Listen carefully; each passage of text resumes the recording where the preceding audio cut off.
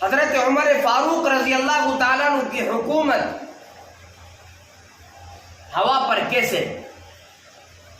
حضرت عمر فاروق رضی اللہ تعالیٰ عنہ ایک مرتبہ مجمع میں، صحابہ کرام کا مجمع تھا، مجمع میں بیٹھے ہوئے تقریر فرما رہے تھے، خطاب فرما رہے تھے، تو اچانک حضرت فاروق اعظم رضی اللہ تعالیٰ عنہ نے دوران خطابت ایک ایسا لفظ استعمال کیا جو نہ مجمع کے مطابق تھا، اور جس کے لیے وہ الفاظ بولا جا رہا تھا وہ شخص بھی مجمع میں موجود نہیں تھے۔ حضرت فاروق اعظم رضی اللہ تعالیٰ عنہ نے الفاظ استعمال کیے، فرمایا یا ساریہ اتقی من الجبل، کہا کہ اے ساریہ بچاؤ اپنے آپ کو اور اپنی فوج کو، اس لیے کہ پہاڑ کے پیچھے دشمن جو تھے انہوں نے کمین گاہ بنائی ہوئی تھی، اور یہ حضرت ساریہ رضی اللہ تعالیٰ عنہ کون ہے؟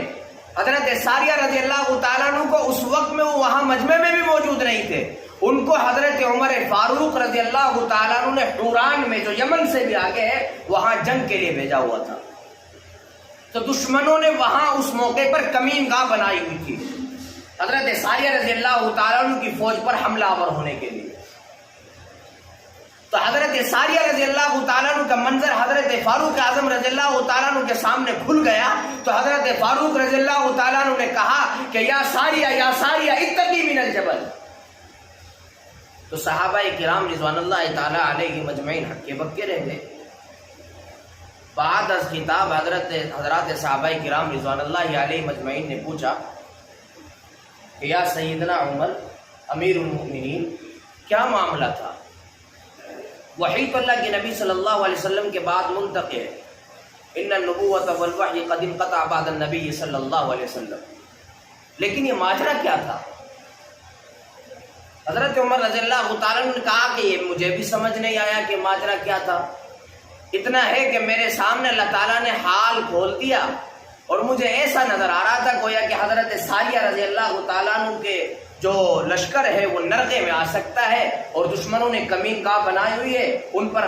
غالب آنے کے لیے، تو میرے سامنے جب یہ منظر کھلا تو میں نے حضرت ساریہ کو مطلع کر دیا۔